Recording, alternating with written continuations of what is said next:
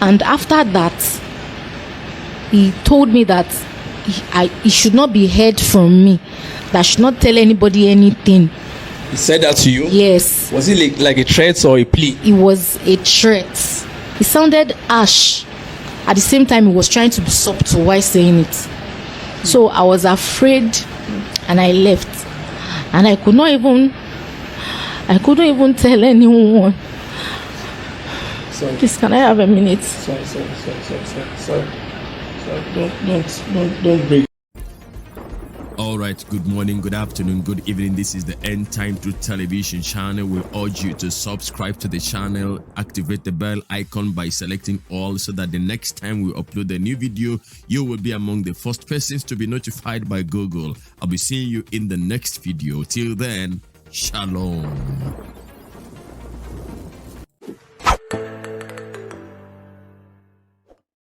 Hello out there and welcome. God bless you. Thank you very much for being there. Thank you and welcome once again to the channel, the End Time Truth Television. I want to use this opportunity to remind you to subscribe to my sister channel, The End is Nearer Television.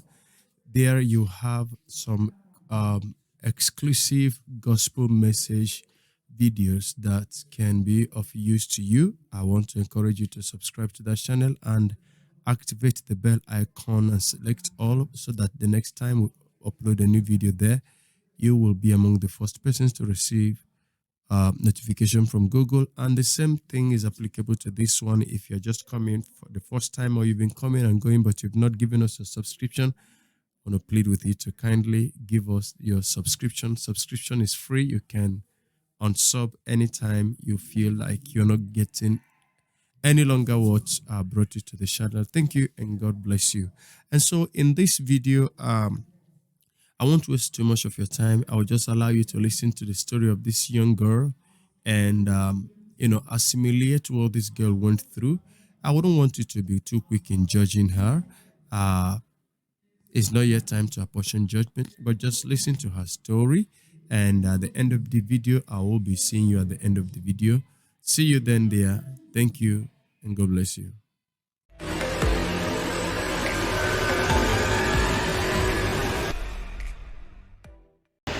Yes, although I didn't want to come because I was afraid, but I just felt it's actually worth it for people to really know what is happening out there and how these so-called men of God go about sleeping with women, impregnating them and ruining their lives, and also giving the other people who are out there a chance to speak out, and also letting mothers who are out there who entrust their daughters to men of God, for them to also know that they can't be trusted, and the lives of our young ladies out there are in danger if proper measures are not taken against these men of God. And that was the reason why I came out to speak on the behalf of other young ladies and myself. That's very interesting. How did you meet this Prophet Macaulay, and who is he, and how did he came across you? Because I heard some of the program, some of your revelation on some YouTube channels in London, but at the time a particular guy that was handling it decided to, I don't know, maybe he changed the topic. But how did you came across this Prophet Macaulay, and who is he really? Some 7 years ago, I went for a program in my brother's church. It was a Redeemed church where he was invited. That was when he gave me a prophecy concerning my life, that by the time I turned 25, that I'll run mad. You run mad? Yes, that was what he said. So that there was something I needed to do. So after then, he told us what to do. We actually followed his instruction, and I didn't see him then until later when I joined Genesis Global. When I got there, I saw him coming to the church, and the way he sees visions according to him, he tells a lot of people a lot of things, and people kind of testify to it that he's saying the truth, and the way he goes about doing his vision and everything. So everybody feels, including I, feels that he's a man of God and he's a very strong, strong man. So I he's been coming to our church several times. Then there was a day, I think in 2018, yes, I saw him.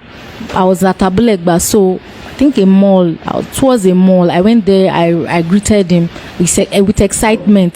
He gave me his number. I told him that I've known him 7 years ago. He came to our church, that somebody that had given me a prophecy before and all. So we exchanged numbers. To cut the whole story short, he called me one day and said he wanted to meet my fiancé. That do I have a relationship? I said yes. He said he wanted to meet the person I was. So he told me to come and meet him up at an hotel, which I actually went to with my which hotel? Havana Hotel and Suites at Gowan Estate. So I went there. So on getting there with my fiancé, he now told my fiancé that I was a good person, I'm a good child. He said a lot of things about me as if he had known me. He said it was the Spirit of the Lord that told him that I'm a very decent lady. He said many things, and he said the guy should not treat me badly. And I attested at that time that no, he's a perfect young man. He now said, we now told him that my introduction was close, like it was 4 weeks close by, that we had 4 weeks to my introduction, that I should pray along with us and everything. So I think that the following week, I think he called me on a Sunday and told me that I should fast on a Tuesday, that there was a revelation he saw. He wants to pray for me about it. So, and I said, can't he talk about it over the phone? He said no, that he had to see me in person. So he said he was coming to Genesis on Tuesday. So I said, okay, no problem. That okay, when he comes, that he should let me know so that we can see and talk about it. Which of the parishes of Genesis? The one at Alakoko. Okay. So I was wondering that what kind of, because I was scared, like, hey, hope it's not something bad, though. My introduction is around the corner, of which I had even informed Israel Oladele that we were about getting married, that we even needed him to give us a go ahead, because Israel Oladele Ogundipe, prophet in charge of Genesis Global, was actually aware from the inception of the relationship, even till that time. So when I expected, I didn't see Prophet Macaulay Folorunsho at the program eventually. So I was on my way home when his call came in, and he said he was unable to make it for the program because he has another program that he's planning to go for. So I now said, he now said, and he needs to give me the message that it's very, very important. And he cannot give you a phone? He said he couldn't give me the message on phone. So I decided that, okay. And I said, what are we now going to do? He now said, I was thinking he was probably going to say maybe another day. So he now said, okay, can I come and meet him somewhere around Ijoko? That do I know Ijoko? I said, I know Ijoko. He now said, I should come and meet him there. He said, when I get to Songo, I think he said, when I get to Songo, I should call him. Okay, he said, when I get to Songo, I should call him. But he mentioned Lesoke. That's what Lesoke. That's the way he mentioned. So I now said, okay, that when I get to Songo, I'm going to ask for Lesoke, because I actually felt Lesoke was an area around there. So I just took a bike when I got to Songo and said, I'm going to Lesoke. So it was when we now got there that I now saw that it was an hotel, because I didn't know. I now called him. I was like, hotel ni our, but I didn't feel insecure, because the first time I and my fiancé went to meet him, hotel no ni. We went there to meet him at the hotel. So I didn't have any reason to question, and knowing fully well that he was a spiritual person and was a man of God, I never even thought that he had ulterior motive.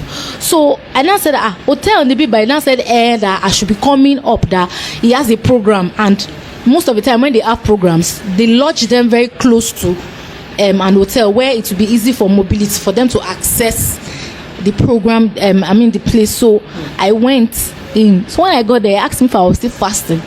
I told him that yes, I was still fasting. He now said, I had to break my fast. And I said, that I'm not really hungry, that I'll break my fast when I get home. So he insisted that I have to break my fast, that he's not my father, that can't he talk to me. And he was almost getting angry, and I didn't want him to get angry, like, because I really, really hold him in high esteem. I was always afraid of him and everything. So I ate the food. What food was that? He told me to eat rice, and I told him that after so much persuasion, I ate the food. And after I ate the food, I just noticed that everything changed. I started taking to everything he asked me to do. If he says do this, without question, and I noticed that I was numb, sort of, and I was feeling dizzy, very uncomfortable. But I was helpless and I was powerless. That was how he had his way with me. Took advantage of me and slept with me. That same day. How did he do it?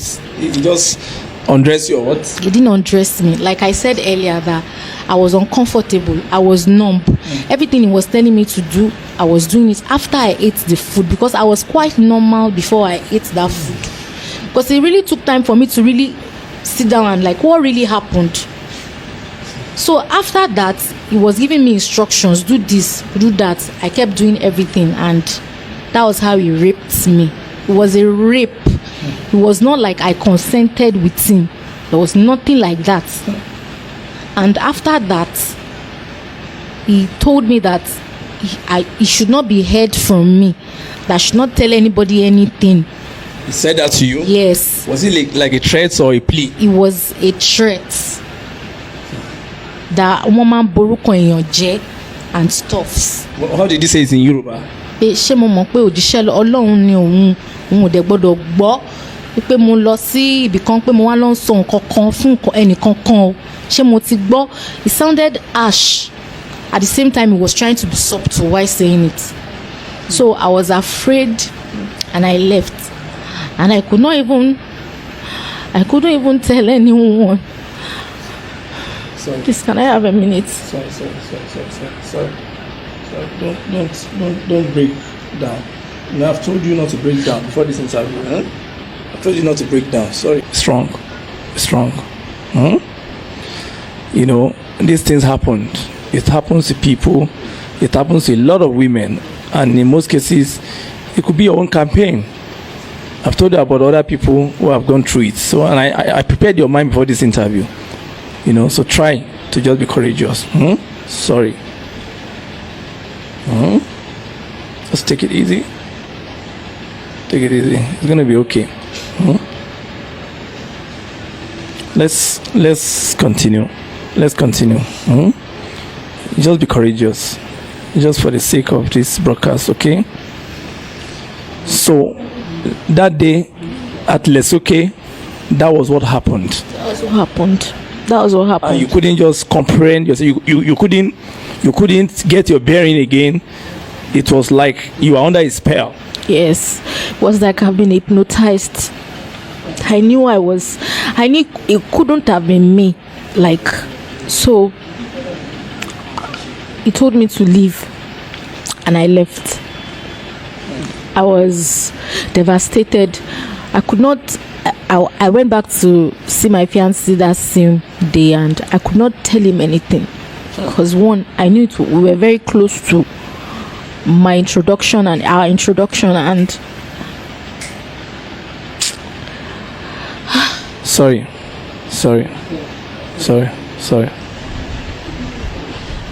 Take it easy. Take it easy.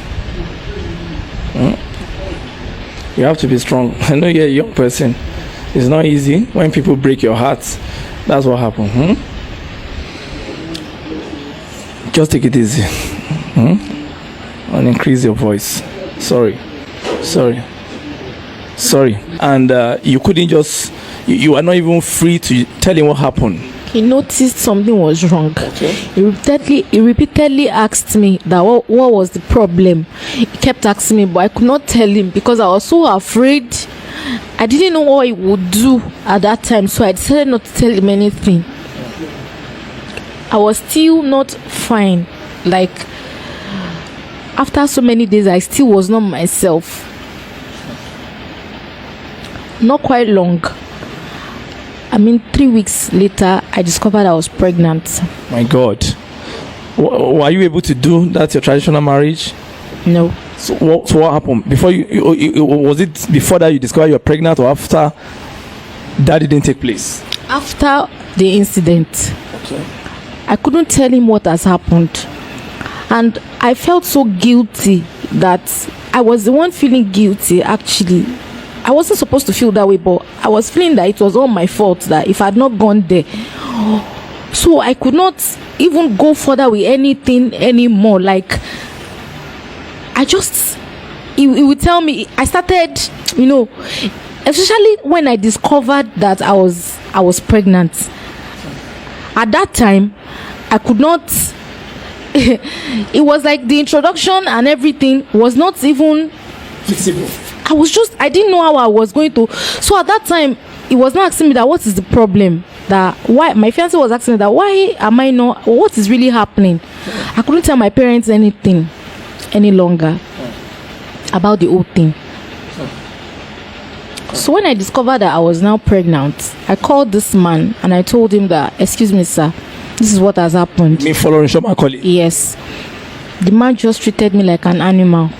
How? Just damned me over the phone that she mo fe ba ministry on Jenny. That was what his response. Yes, she mo fe ko ba on ni. That I should go and look for a way to sort it out and everything. Thing that you told him in a humble way that daddy, I've missed my period. So he just trashed you on phone? He just trashed me over the phone. So I went for it. He now told me that I had to look for a way to go and get rid of the pregnancy forcefully. And knowing fully well that I was about getting introduced and probably engaged at the same time, I didn't know what to do. I was confused. You were totally confused. I was totally confused. So I had to go and get rid of the pregnancy. How was the experience? It was painful. How many weeks was that pregnancy then? It was 3 weeks. Speak loud. It was 3 weeks. Okay. It was 3 weeks. So after the whole thing, all of a sudden I saw his call again. But I noticed that ever since that first incident, he had a very strong hold on me. I'm not always able to turn back or resist or words. If he shouts at me, I'm not always able to. I can't even control myself around him. Like, he has this strong hold on me. All right, thank you for sticking out there. Thank you for remaining till this point. Yeah, before I round off this video, I want to quickly say that, it will be very easy for somebody to judge this lady here. It is very easy for somebody to ask her if you weren't interested, if you didn't know why he was calling you, why would you honor an invitation of a strange man in a hotel room?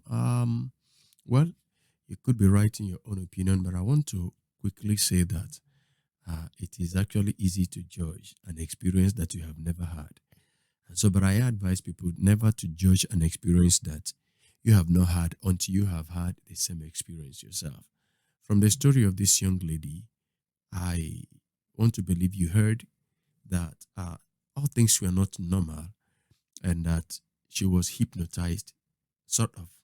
Even though that looking at some of the pictures I found in this video, it suggests to me somehow that this story could be a story that came out, one, either that after the hypnosis that was used on this lady, starts to wane and to fade.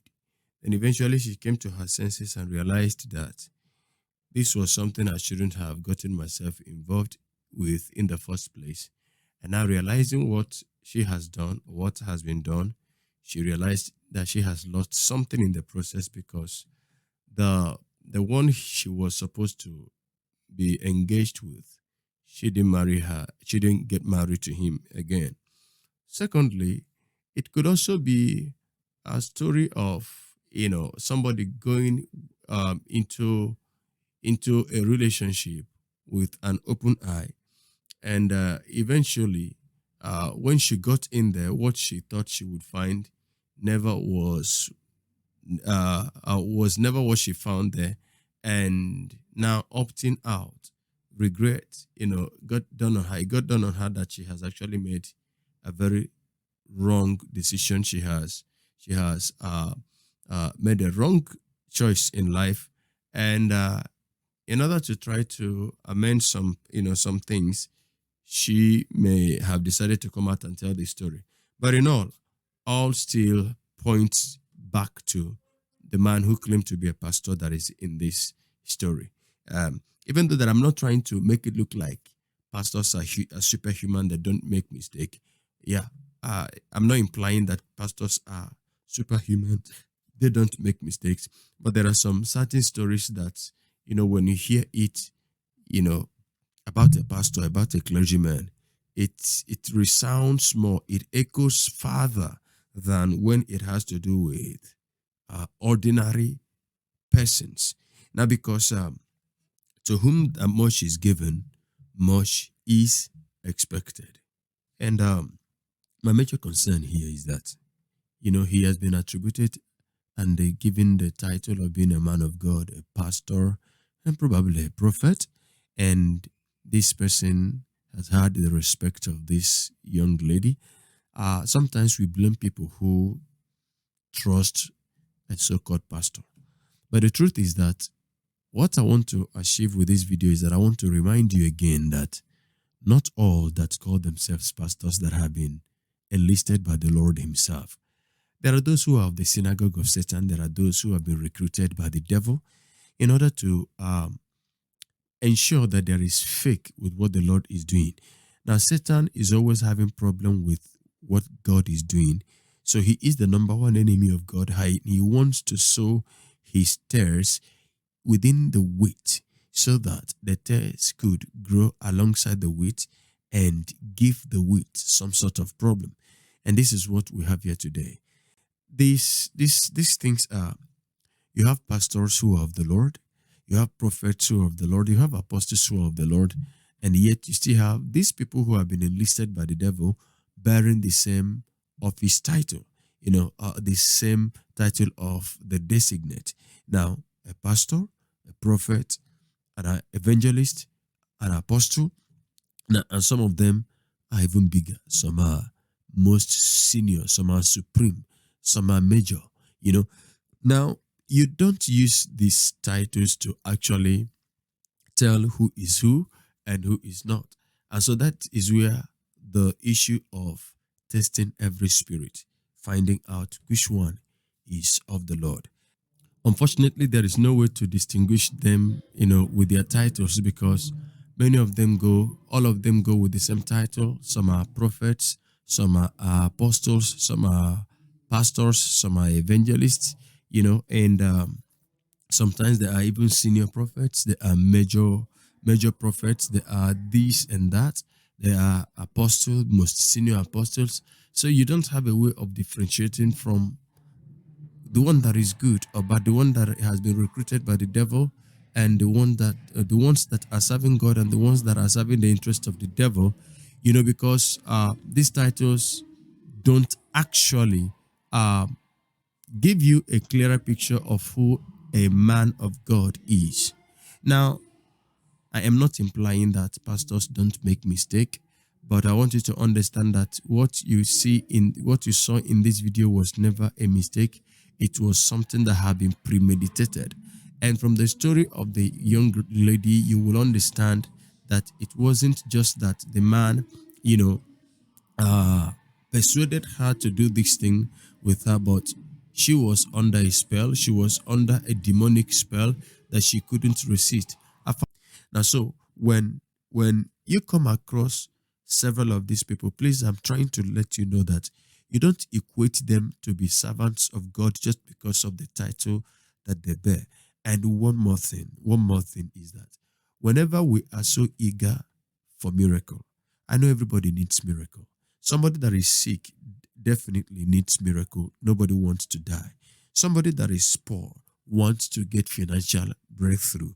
Somebody that needs a job, needs it as in today, tomorrow. A person that is old enough wants to get married. Now, these are the things that, when we become too desperate of, now, we are likely to fall into the hands of these people. Now, so what you must guide against is that desperation. Desperation leads people to to falling victims to this kind of wolves in sheep clothing. This lady trusted him as a father, so to speak. And she has become a victim right from the very first day that this man said the prophecy on her. But this was waiting for the right time in order to devastate this lady and to destroy her joy. And look at the timing. Few days to her marriage engagement, introduction and engagement, that this thing happened.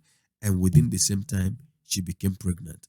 And she was not bold enough to talk to anybody because she has been threatened, and all that joined together and, had to make things worse for her. All I'm asking you is that don't always be fast to give them, what they want. I mean, give them the trust, because just because they be pastors, they be apostles, they be evangelists, there is always how to know them. And how to know them is not by them giving you money, or that you saw them giving money to people, doing the act of philanthropy. That is not how to know them, because many are doing that so-called philanthropy, and they are also using it to destroy many lives. So it is not about philanthropy. It is about the fruit that they bear. These are men that have been recruited by the devil in order to make people doubt the truth of the gospel, in order to send, young at heart Christians far away from the gospel, and in order to make some persons to think that these are norms, that these are things found in the body of Christ, that it is normal. So I want to tell you that the devil is busy, working very hard. He's even doing overtime in order to see that his plans against the church is achieved. Now, the question is, are we Christians going to allow him to achieve these things? Are we going to fold our hands? That is why some of us are crying out loud, speaking against these things, so that you don't always see and associate this kind of wickedness with pastors. True pastors don't do this. Pastors are shepherds. Shepherds don't eat the lamb. They take care of the lamb. They provide the nurture. They provide the nurture. They don't eat. They don't kill. They don't destroy even their flock. They take good care of their flock. So that somebody came out and is answering a pastor doesn't make him a pastor. He answers a prophet doesn't make him a prophet of God. He answered, whatever big title that they take, that they say they are, that doesn't in actual sense make them who they are. So you are going to know them by their fruit and then avoid them completely. God bless you. I want to know what you think of the video. I want to read your comments, and I want you to like the video if you do, and share the link to others. Thank God. There's a message in this channel that talks about the message to the church and God's anger that has been, God's judgment that has been delivered against these men who are doing these things. And I pray that this wickedness will not continue. And as we await the coming of our Lord Jesus, I want to ask you to remain circumspect, remain careful. May the Lord God our Father help us, and may God keep you and preserve you from predators in the mighty name of Jesus Christ. Till I come your way again, I remain your brother in the Lord. And don't forget to subscribe to our channel. And from me to you, Shalom.